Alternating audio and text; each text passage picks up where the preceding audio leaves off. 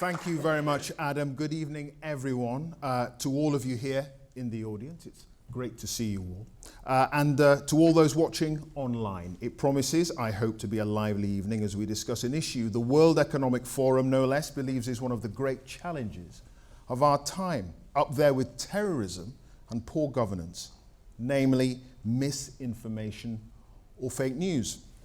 Are we living in a post-factual age, and if so, what does it mean for democracy itself? I'll give you a quick anecdote, personal anecdote, as I'll never forget being BBC Washington correspondent back in 2004 and being told by a Bush administration official trying to explain that the Iraq war was going swimmingly, that he said, the problem with you journalists, Clive, is that you live in a fact-based world. We, the administration, make our own facts. It's interesting, isn't it? The problem for him was that the facts were clear to everyone on the ground, on television. But if the facts aren't obvious, if they're contested, what then?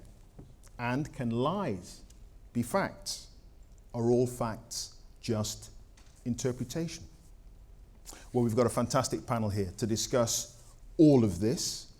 Starting on my right, Kerry-Ann Mendoza is editor-in-chief of The Canary, an online website positioning itself outside the mainstream media. It describes itself as fair, fearless, and fully independent, bringing a fresh take on news and politics. Neil Breakwell is the London bureau chief of Vice News, the online current affairs and news channel with a nightly news programme, Vice News Tonight, broadcast on HBO. It sees itself and sees its remit as to cover stories not reported by the mainstream outlets, and it primarily focuses, although it has a wide reach, but it targets a younger millennial audience. I should say that Neil used to work for the former crusty old-fashioned media, the BBC. Yeah. Ella Whelan, on my left here, is assistant editor of the online magazine Spiked, which has the tagline, Online Off-Message News, focusing on politics, science, liberties and culture. And Ivor Gaber is Professor of Journalism at the University of Sussex, and before that, a politician, a political journalist. You jumped in there so quickly. No. Based at Westminster, working for the BBC, ITN, Channel 4 News and Sky, and is now actually back on the road for ITN for the current election campaign. Please welcome our panel.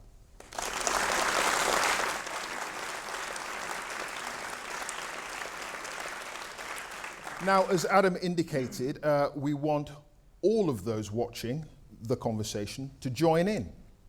You can do so if you're watching online by tweeting using the hashtag Sussex Convo, C-O-N-V-O, Sussex Convo. So do send your questions in to us and the members of the audience here with us. We'd like to hear your questions a little bit later on too. But I want to begin with the panel first of all and ask a question that might seem obvious, but I want your individual take on this. What exactly is fake news? Kerry-Ann. I don't know, I think in the olden days we used to call them lies. And that's essentially what fake news is. I think we've fallen into a trap, all sides of the media at the moment, and politicians too, of essentially describing anything with which we disagree as fake news, because it's become this sort of most powerful insult that can be levied at any outlet. If we read something we don't like, it's fake news, it's not news we disagree with, it's not news which is poorly researched. And I think it's really important that we make the distinction between lies and things with which we disagree.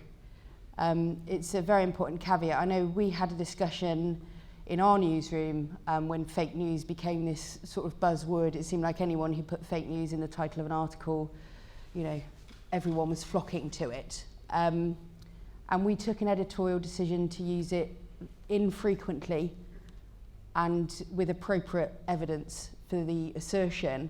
And I do wish a lot of the more kind of liberal outlets as well would have taken the same approach, because unfortunately what's happened now, particularly in the US with the Trump administration, is the sort of the Breitbarts and InfoWars of the world have now decided to seize upon that narrative themselves, and simply dismissing everything that criticises the absolutely toxic politics of that, right-wing Trumpist kind of universe as fake and fraudulent. So I think we need to be very, very careful about how we use it. Okay, Neil, fake news is lies. Yeah, there's lies are involved, but I suppose it's not like there's one stripe of fake news, and it sort of exists at like a sort of volume, louder and quieter depending on where it exists. So there's a kind of out and out blatant lie from start to finish, just a complete work of fiction that is published. And I think the question of where it's published is another matter, in that, like, at what point does it become news? Usually once it's being reported and lots of people are seeing it. So if I just said to myself in the privacy of my own home something nonsense, it's not fake news, but I made it up. So it's sort of two things of like what scale, but then there's lots of things which are to some extent true. There's basis of fact in the story, but some bits of it aren't true, or it's misaligned. And then I think the sort of third area would be actually just selection of stories, or the weight and the essentially the sort of precedence you give to one side of view or another, and that comes into sort of questions of impartiality. So it's the difficulty with sort of working out and what you call fake news is that it's not applied in the same singular way each time. It's got multi ways of feeding into the system, and where it actually originates from is also very hard to actually sort of nail down. All right, okay. So Ellen, it's a lie. It's got to be published, but there could be an element of truth in there. Yeah, I think it's a sort of very fascinating concept, fake news, because as my fellow panelists have said, when you take it in its literal sense, it is news that is fake, it's lies, it can be spin and gossip, and all these things fall under what some people consider to be fake news. But I think what the concept really has taken on is not in itself the false reporting or the news. It's this sort of fake news now is a moral panic. I think it's become much less about the actual fact of news that is published that is not well researched or that is plainly made up. But it's become this thing that I think sort of people in the media establishment and members of the political class whisper in their nightmares. It's this dreaded fear of a lack of control over information. It's the fear that we can't control what news people are consuming anymore. We can't control what political views people have anymore. Everything is sort of up for grabs. So fake news is when politicians talk about the blight that fake news is on democracy, what they're really not actually addressing is the problem that as journalists we should say are concerned about in not researching properly or poor journalism, but is actually this moral panic about information not being sort of kept under control and dampened and channeled in a certain way. So it's really taken on a whole new meaning, I think. Ivor, do you agree with that? Up to a point, Lord Copper, up to a point. I think the real issue is this, and it's a bit of a conundrum. Fake news can be true and truth can be fake. And by that I mean, I sound like a professor, aren't I? By that I mean it's the intent. So for example, you can have an intent to deceive using truth. I'll give one quick example.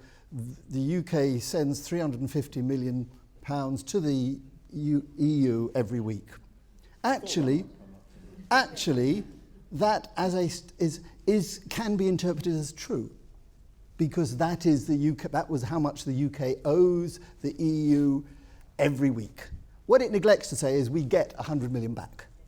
And so actually the true figure, if you like, is 250 million. But that piece of propaganda, if you like, which the media then portrayed, including the blessed BBC, by allowing that wretched bus to fill our screens every night, actually was those statements it is there's an interpretation of that is true, but actually the intention was to deceive. And similarly, you can have things that are wrong broadcast, but actually they're mistakes or they're misinterpretation. So the issue of facts is secondary, in my view, to the intent. And the intent of fake news is to deceive. Going back to that £350 million figure, the side of the bus said, we send £350 million. Ish. It's wrong, isn't it? It's wrong. We do not, there's no interpretation of that, Kerry-Ann, really, is there? Because we do not send £350 million. So that was actually a lie. Yeah, well, I think the bigger lie was, you know, as you're saying, is it's not only that they deceived about the sum of money, how it's transmitted to the EU, but then was the lie that they followed up with, which was the whole NHS. Let's spend it on the NHS. And again, if we were to be very pedantic about it, in fact, I get these tweets fairly frequently from UKIPers, which is to say, but look at the bus again. It says we could. Yes.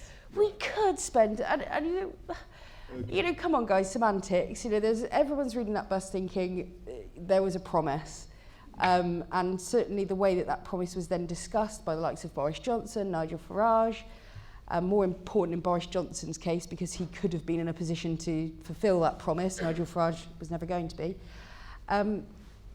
You know, essentially, democracy relies on informed consent, and that is what is so dangerous about these sorts of, you know, lies, essentially, is because people then use their chance to participate in the democratic system and they tick the wrong box because they've been fed nonsense, essentially. And that's how we came to Brexit. All right.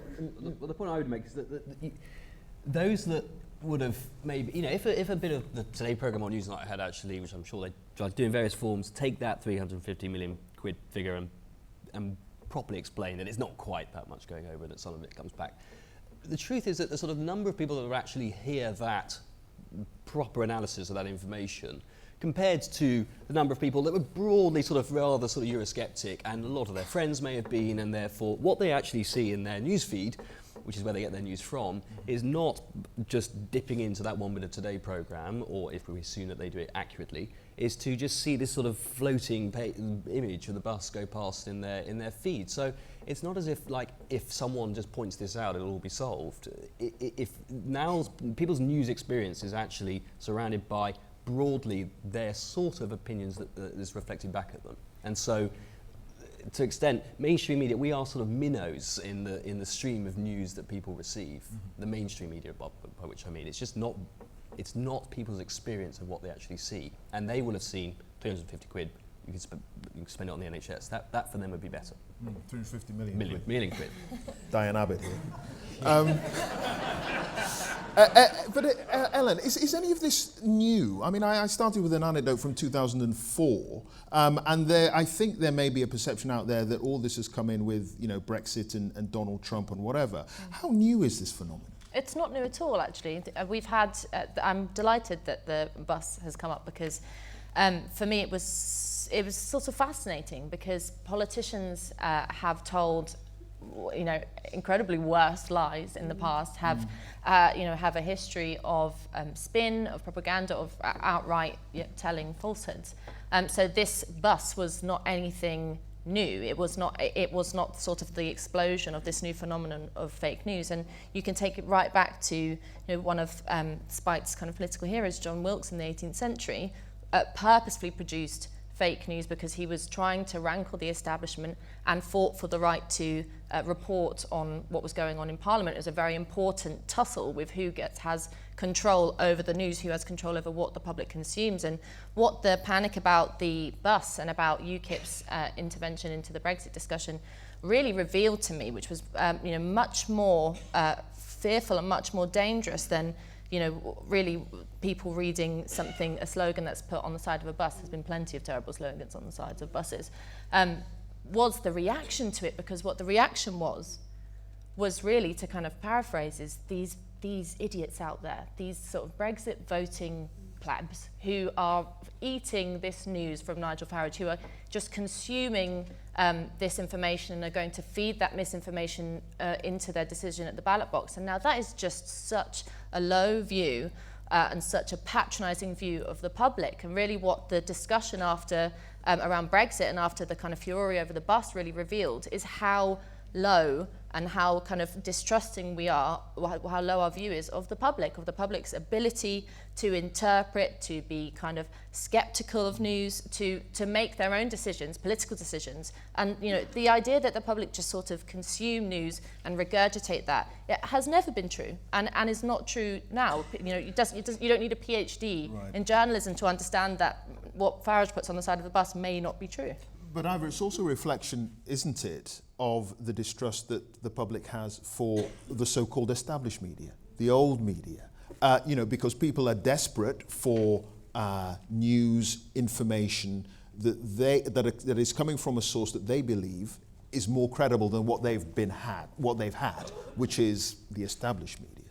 Yeah, you get a very ambivalent attitude, though. If you look at public opinion research about attitudes to the establishment, if you like, politicians, and the media, on the one hand you get a very negative, oh, we don't believe a word they say, and yet they will repeat the tabloid news headlines. So that there is this notion of we don't believe a word that we read, and then they will repeat what's been fed to them through the mainstream media. The tabloid press remains a remarkably powerful agenda setter. Even as its circulation goes down, it's still setting the political agenda. And we've seen that throughout in 2015, the election, in the Brexit, and in this referendum, this election. It still remains very powerful. Now, if you're going to ask me what's the direct effect, somebody doesn't pick up a newspaper and say, oh yes, I agree with that, I'm going to change my view. It's much more complex than that. But echo chambers are not new. Echo chambers existed when people who read the Daily Mirror talked to other people who read the Daily Mirror, or people who read the Daily Mail did the same. Echo chambers are not new, it's just their intensity and their speed is new. So what do you think then of Spiked and the Canary? What do I think of them? Yeah. I think, let us... yes, I'm a great believer in today. I'm stealing your line here, but today is World Press Freedom Day, and I led 1,000 Flowers Bloom. I want to hear as many voices as possible, as long as they're not preaching hatred and violence. So Canary, I see regularly, because I also see right-wing blog spots as well. I think it's very important, though. I know where Canary is coming from.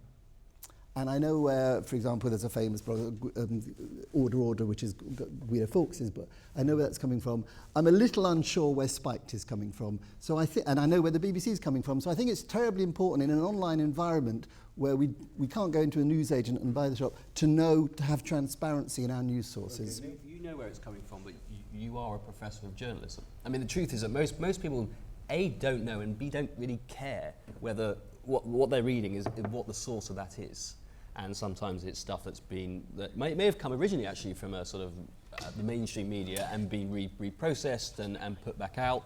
And the sense is that people just assume news is presented as news, and they don't go through, because why should they bother, the check of actually what is the level of journalistic work that has gone behind it. And I think that's where it's very difficult for people to actually, where the efforts and resource that goes into real proper journalism gets polluted by bad journalism, which at its extreme is fake news, because people aren't distinguishing when it's actually being consumed often on the same platform, be it Google or Facebook, that they're not able to distinguish where is this from. All right, okay. Neil, I know you work for a competing organisation to BuzzFeed, but what was your view of BuzzFeed deciding to put online, without any editorial cipher or control, the whole of that dossier that suggested that Donald Trump was in bed with the Russians and, frankly, in bed with lots of other things?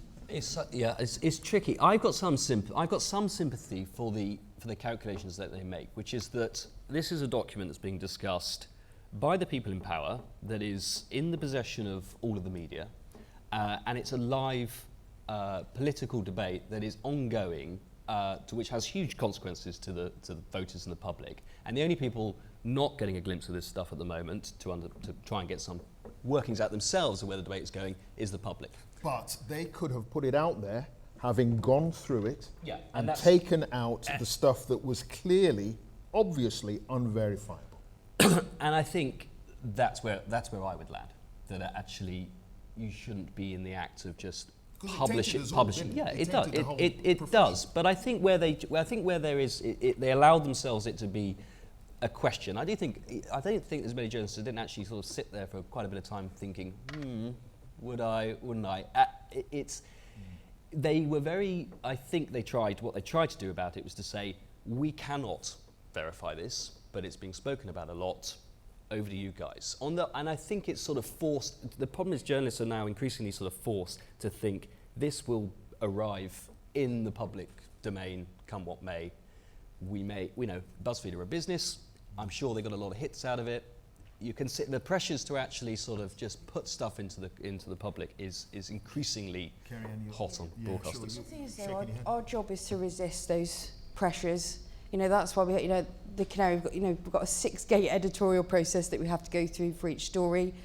We've published the biggest story we've ever published tonight on, allegations of election fraud by the Conservative Party. That investigation was 14 months in the running. And we had, essentially the bones of it 14 months ago. And we have spent every day since then going through, bottom lining every single detail of that story. So that is calling it fake news.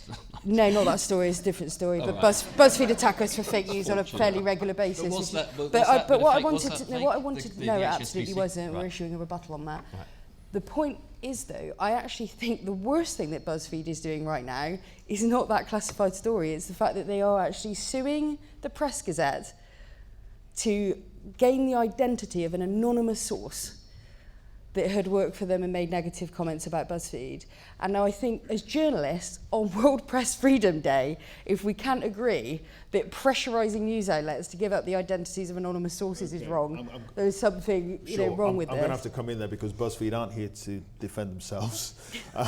Sadly, we'd love them to have been here. But Ivor, Carrie-Anne makes, Neil rather, made a really interesting point. The pressure was there on BuzzFeed to dump all this stuff out there in your day, on the road, and at the BBC and most other old media establishments.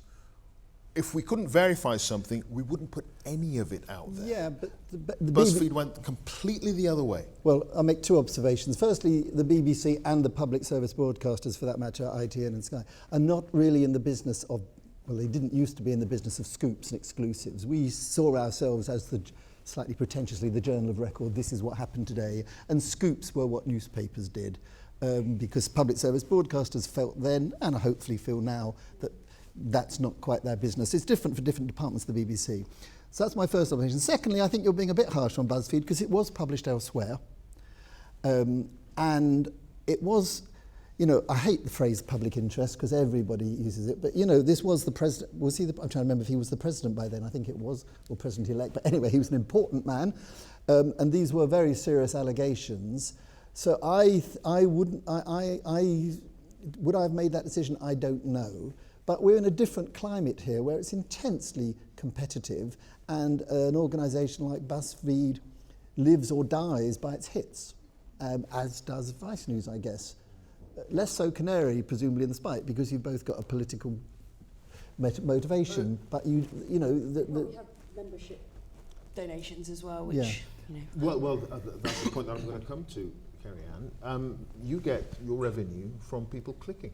No, we don't. That's only part of our revenue, and it's not even the biggest element of our revenue. But it is part of the revenue stream that allows you to continue your operation. But then every single media outlet which doesn't have a licence fee has commercial pressures. It has to sell papers, or it has to gain revenue somewhere. Absolutely. And certainly what we want to do, we set up 18 months ago with £500.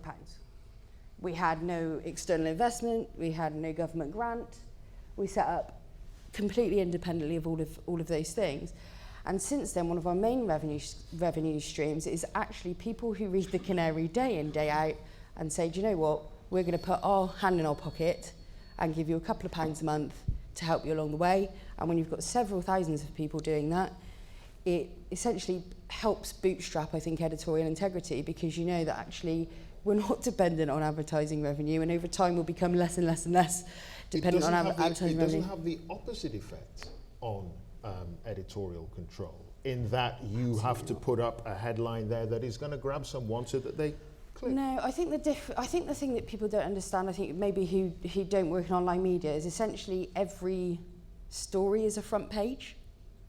So every story that you put out is a front page. So you do have to put that level of effort into, okay, and it's not, I think there's this real kind of cynical view of it. What we try and do is we say, okay, if I didn't go to university, if I didn't know all of these buzzwords, if I don't come from a political background, what is it about this story that would resonate with me? How would I know to read it? Because it's certainly one of the problems we identified in the sort of alternative, for want of a better phrase, the alternative media, was that while the sort of mainstream media, apart from the tabloids, was still sort of fairly white, fairly middle class, using a fairly academic style of language, those issues were then replicated in the alternative media space. And the problem with that is it's actually incredibly exclusionary language to people who don't live in that world, who don't speak that language.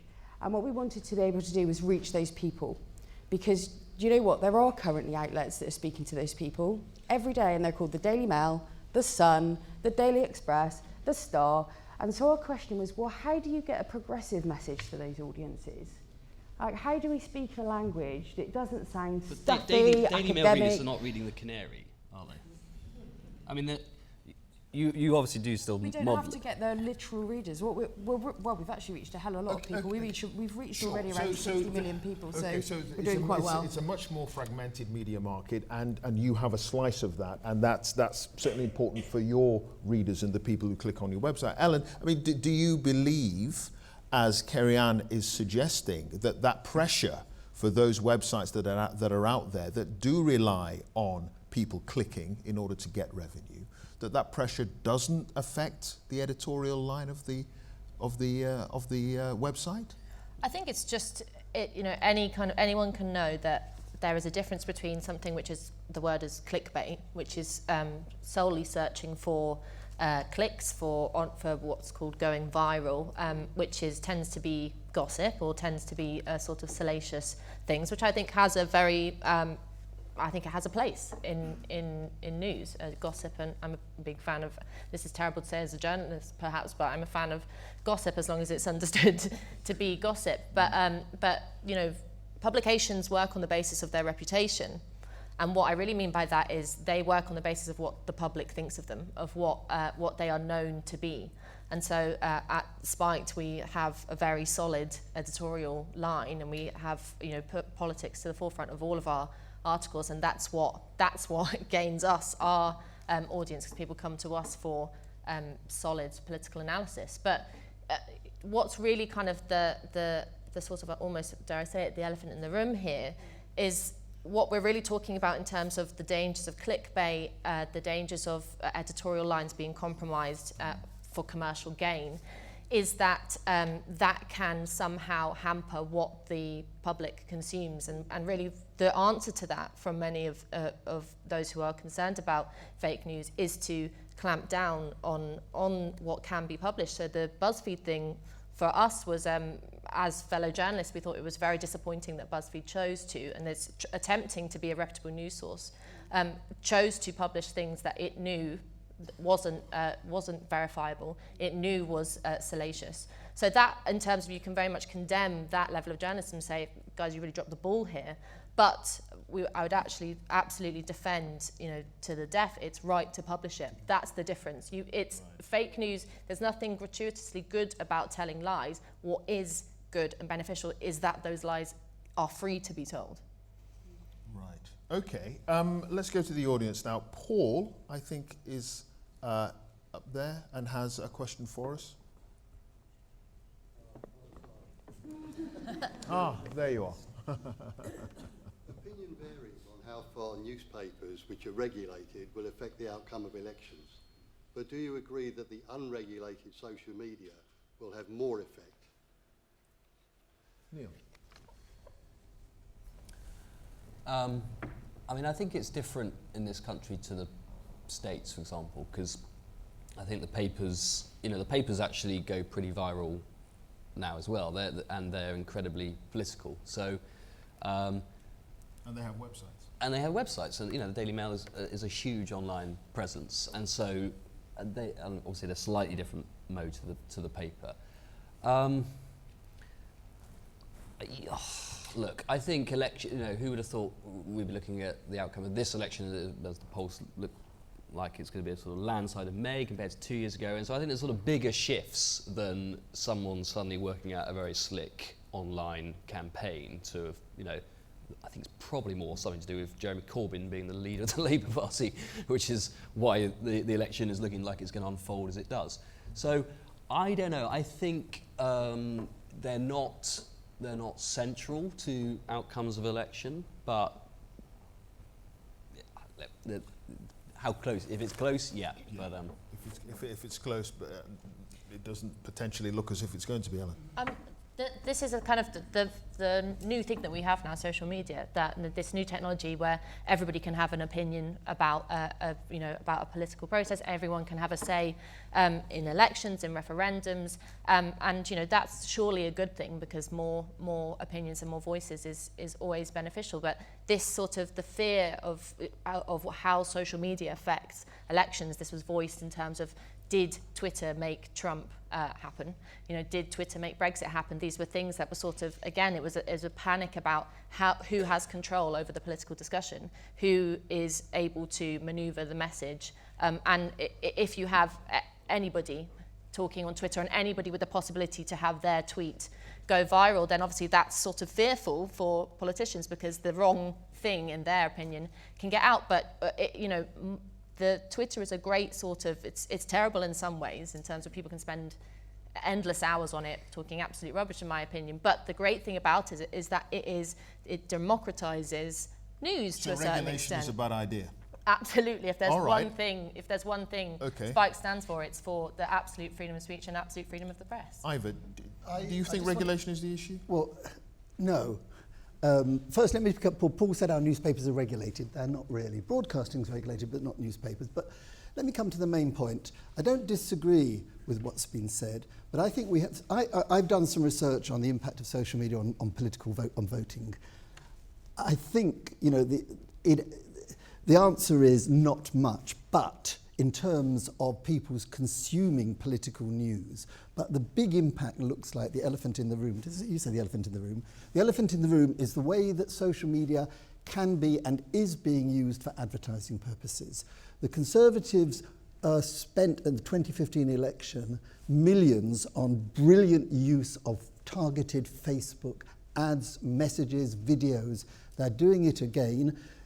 I think it was terribly important in Brexit, and if you've been reading The Guardian, there's been some very interesting stuff, and the Electoral Commission is now investigating that. So I think we have to distinguish between social media, and I love Twitter. I think Twitter, and there's a lot of data now out there, Twitter has very little impact in terms of shifting opinions.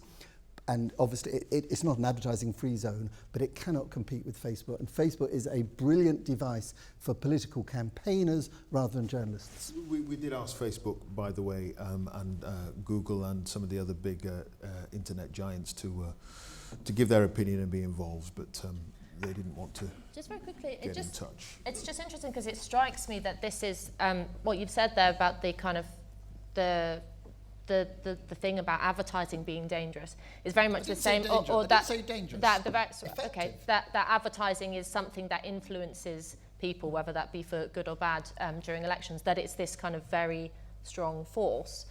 Is the same concern, I think, about fake news. It's a concern with what people do with that information. So many, perhaps not you ever, but many people are very worried about the effect of advertising in terms of kind of political decisions, because they say they use terms like brainwashed. They say people are sort of consuming adverts, are kind of being led, are being fed messages. And again, that's the same with fake news.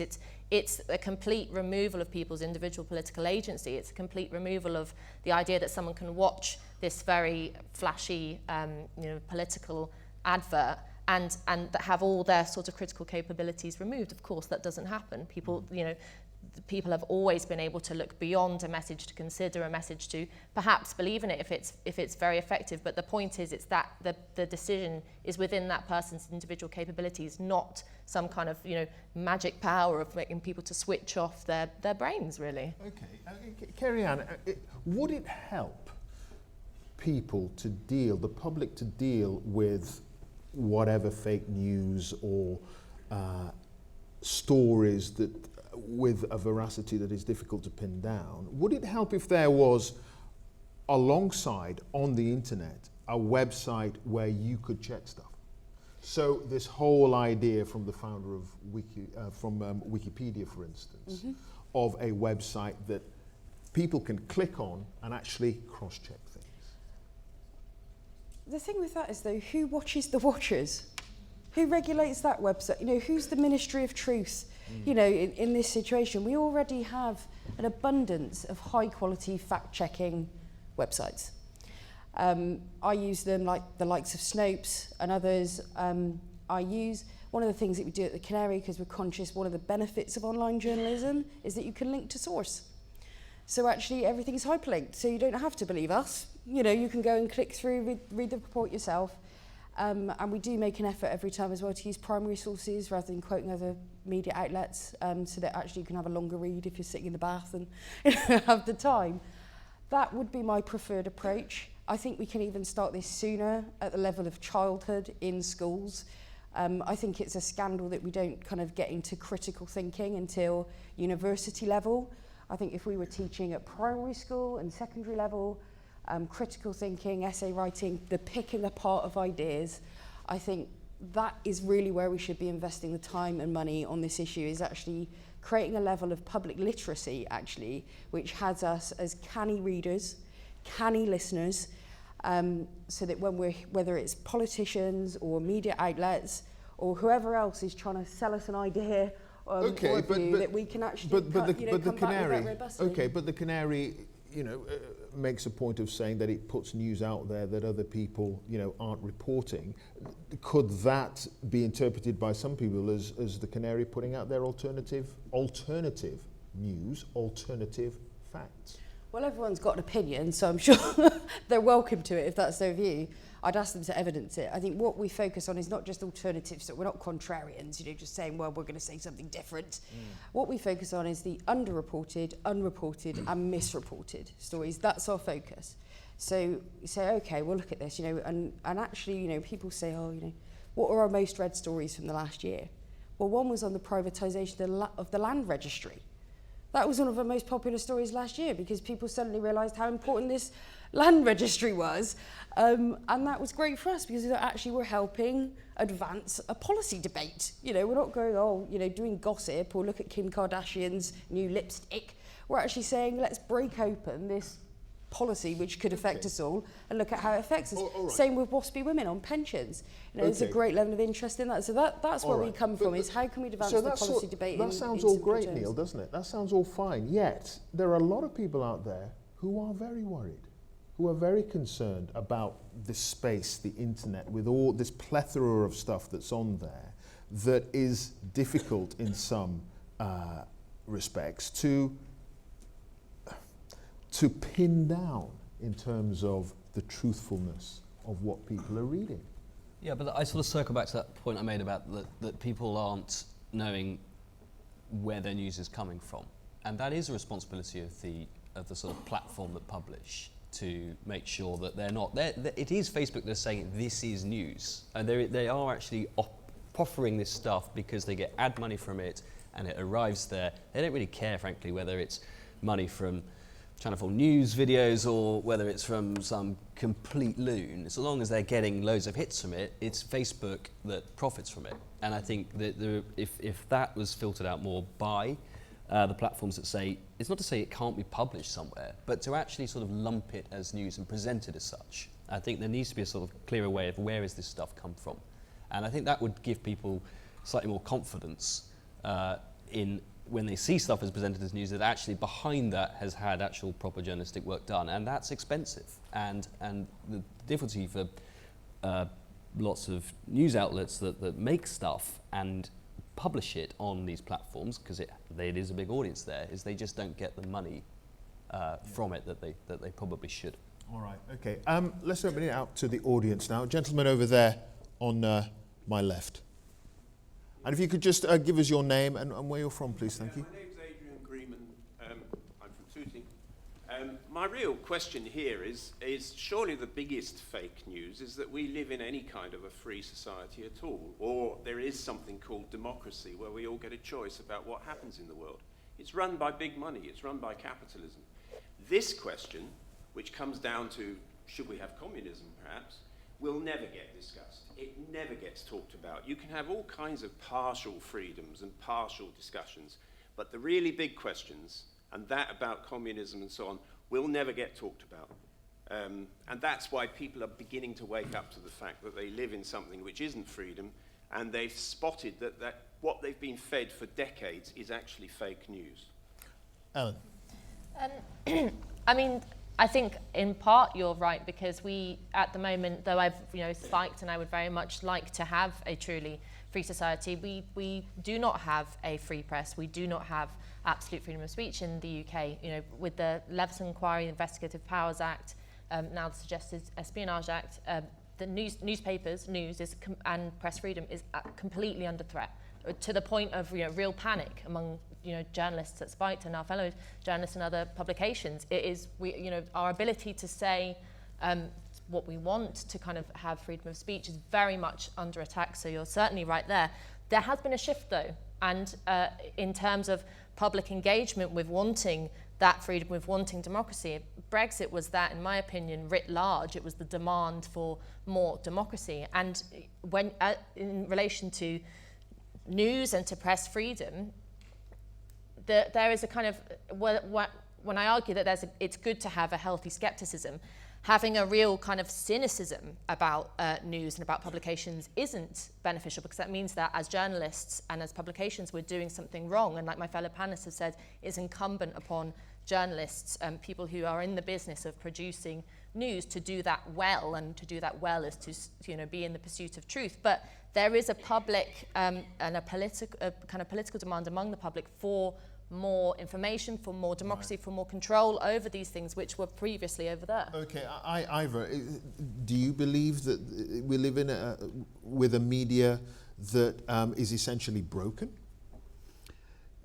No. I mean, I think, just to talk about this country, we have both the best and the worst media in the world. I hate that statement because, people make it and I don't know all the media in the world, but essentially we've got, and foreign journalists visiting here are shocked by our tabloids. They are shocked by them.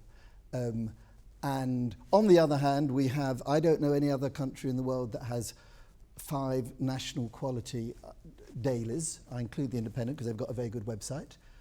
I think public service broadcasting, the BBC, plus the constellation that surrounds it, is a great plus. But I can be as critical as anybody about the British media. It is not broken. It ain't perfect. It struggles.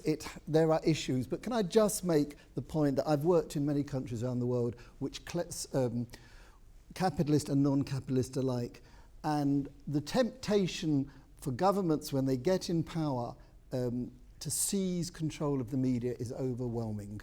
And I think we have to recognise, no matter how well motivated they are, and they're doing it for the best possible reasons for the people, it's bad. All right. Okay, let's take another question then from the audience. Gentleman up there at the back. Yes, hello. I'm Sebastian. I'm from Brussels. So, welcome. Thank you. You can guess where my question's coming from.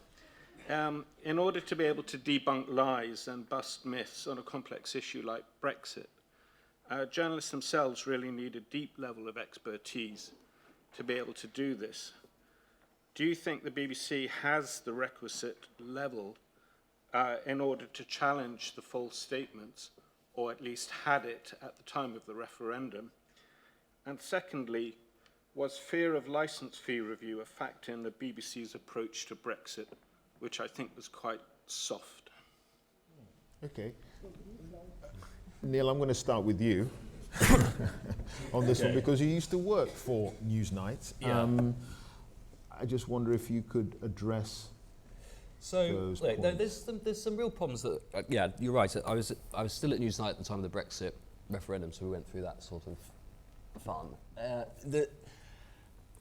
I suppose the struggle they get, the Brexit referendum was a real struggle for the BBC because it throws itself obviously into having to cover elections, and with that comes this aching need for balance, and with that both sides, and this is obviously where the media gets into difficulties because it relies so much on the same sorts of voices, essentially, media whores like us, who live in London and metropolitan elite types that generally are the ones who appear on telly or have had some role or space in public life or have been legislators. So when we were sort of casting for discussions on Newsnight during that referendum, the absolute difficulty, serious logistical difficulty, was actually finding anyone had ever heard of that was available on the Brexit side. So all former ministers, just the full range of former ministers, and if you can, especially in places like in the arts, they're all Remainers. The people that actually compete in political life and in media life were pretty heavy in the Remain camp. So you then have to get on this argument of total balance, and I think that unsettled people. And then, of course, it was a difficulty of this idea that we have two people on, and we have to give the same amount of time to questioning the 350 million bus figure, and then we've got to sort of flip it round and argue equal time and weight to some other argument outside of that bus, rather than just sort of actually going, what's probably the most ludicrous figure that's being bandied around and being misused here. So the calculations in referendum campaigns for places like the BBC is incredibly difficult because of this ache to and contortion to kind of balance up the argument, rather than perhaps dispassionately going, who here seems to be saying the biggest bit of nonsense? That's the difficulty the BBC has in campaigns. You had a second point, I forget. Licence fee. No, I don't think so. Yeah, I would have to agree with that. I don't think the licence fee debate played into that at all. Kerry-Ann, it's interesting that the Canary leans towards the Corbyn side of politics. Lean towards the progressive side of politics. So. Okay, progressive side of politics. Do you believe... Okay, so from that point of view then, given the confusion that there is within the Labour Party over Brexit, what was your view of the BBC's coverage?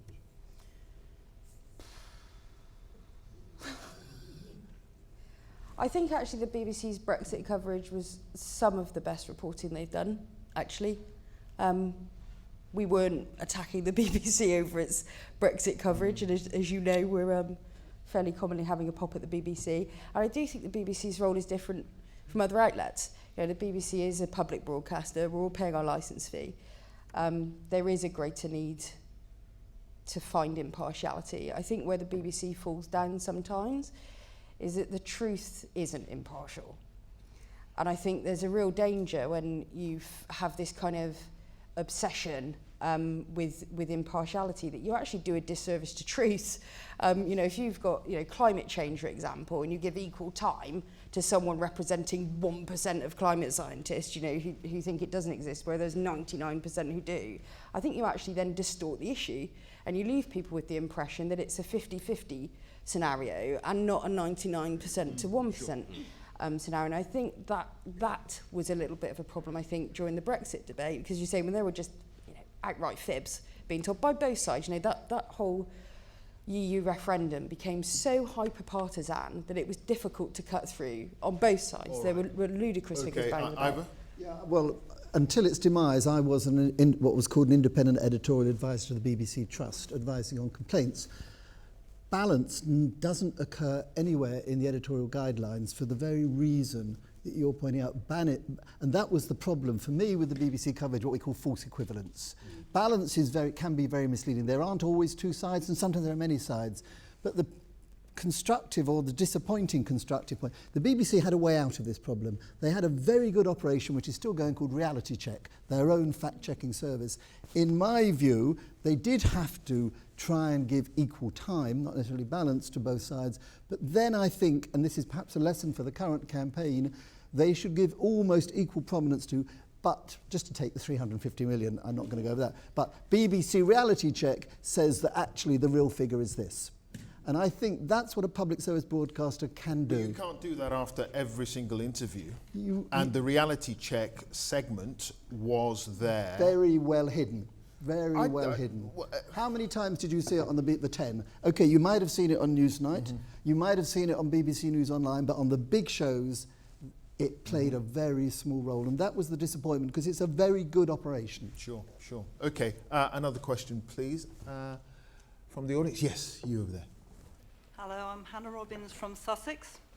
One of the lively things in social media to make people think about things is things like the TED Talks, and I'm thinking of the late, great Hans Rosling, who talked about data about the whole world and what's going on compared to people's beliefs. Now, those beliefs may have been based upon very good journalism, but it's been extrapolated so that people believe that all over the world Muslim women don't have access to education, which is not true. And I wonder what the panel think, what, if anything, can be done to put these misapprehensions right? Ellen, I'd like to direct Hannah's question to you, because you firmly believe in free speech, and I think most people do, and an unregulated internet. How do you deal with those kinds of misconceptions in a world which is essentially a free-for-all? I think that what you do is you trust people to make their own decisions, and you trust that people do engage wholly in the conversation. Clearly, people are under the misapprehension that Muslim women all over the world are being persecuted. I don't think everybody believes that, certainly, and there is a danger. There's a danger. One of the examples that's frequently used is there was, after the kind of the discussions about immigration in Europe, there was news went round that there was a kind of big, horrible, free-for-all, terrible attack on women in a certain European country, which turned out to be completely untrue. And that was spread not just on social media, but by almost all news publications. But the whole point was the effect that has is, and the scope with which that is taken up is dependent upon our ability as a public to tussle with, to argue with, to investigate into these facts. And so just bringing it back to Brexit, and when we're talking about the BBC's coverage of it, the interesting thing for me that happened with the BBC, I think it did cover it fairly well, but what it did was, at one point, it made a decision to refer to the EU as Europe. Now, in its discussions, it said, we're not going to say EU, we're going to say Europe. Now, that is politically loaded from a a Brexit supporter like me. Is that fake news? It's not. They're not lying, but it's a certain bias. The final point that I'd make is that facts are absolutely key to good journalism, but the argument and your political input and the way that you frame your argument is also absolutely crucial. Okay, but going back to Hannah's point, if you have an internet that is essentially lawless, how do you call out instances where stuff is on there that suggests that all Muslim women are persecuted around the world? How do you deal with that? It's actually very easy. Publications that have reputations for being reputable, for being in pursuit of the truth, publications that have sort of public trust, whether that be someone's opinion, the BBC, or whether that be someone like Spiked or the Canary, people who are in the business of putting out, or believed to be in the business of putting out truth, to condemn that. So I think we have to actively, when those lies are being told, reputable journalists have to come out and say this isn't true and prove it. The way that it's going is that we're calling for Twitter and Facebook and social media outlets to be censored by external bodies. Now, that isn't a solution. Not censored, to regulate. Which is self-censorship. Who in Twitter would you trust to kind of be your Ministry of Truth? I can't think I of just, who I I just would. think it's sort of a bit after the horse has bolted. I mean, if we went on Newsnight, no one's watching Newsnight. They're in bed. Let's see. It's a tiny. I mean, I love the show. I love the show. I love the show dearly, and unfortunately, the few people that do watch it, most are in the cabinet, so it has a kind of kick. But the idea that you correct this sort of galloping lie that's spread off across the internet by saying, on Newsnight, we can prove that to be incorrect and just clarify that for the whole world. It's not going to happen. I just think if you are a platform that publishes and says this is news and it's bollocks, you should take it down. Carrie Ann, how do you deal with that then? Do you not deal with it? You just leave it out there?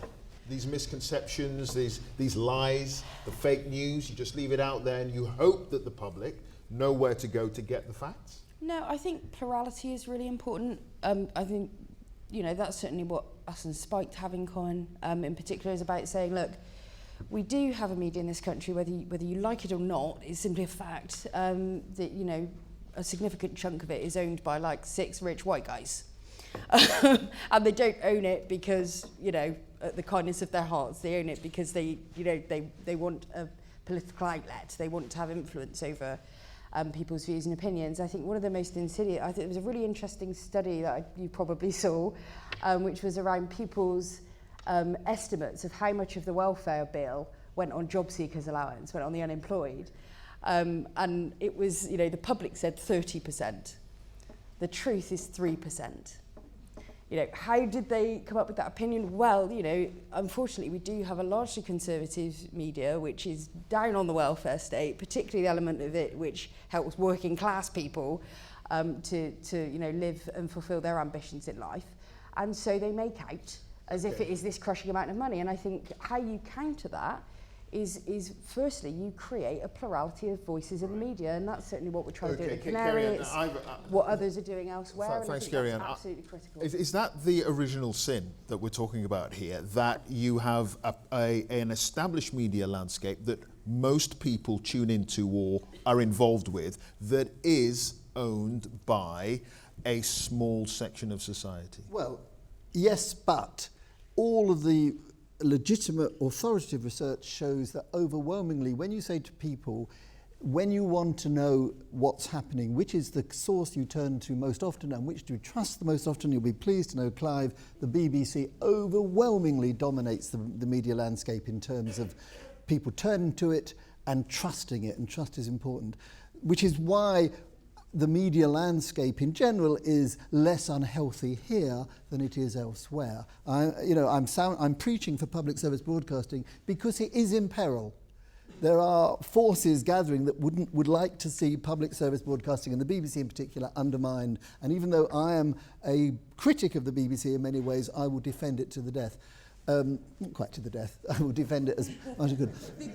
Vigorously. But to come back to what you're asking me, eventually public exposure is the defence. So the point, there are some appalling figures, and we've heard one quoted, but public perception, for example, what is the black minority ethnic population of Britain?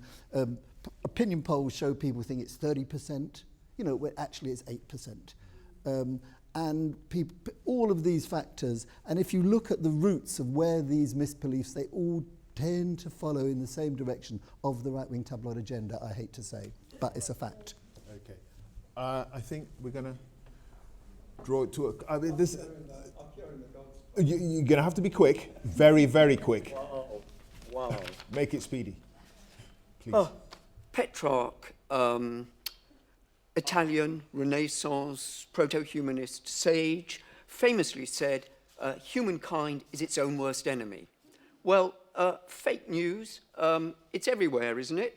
Camouflage in nature, illusions, and so forth. Shouldn't we, Ivor Gaber interestingly said that it's this idea of intentional deception that perhaps we need to address. What sources of deception are there that perhaps we might be unaware of? That's what I would like to ask. Francis Bacon identified 4 idols. We go back to the ancient Greeks, Hermes, messenger of the gods.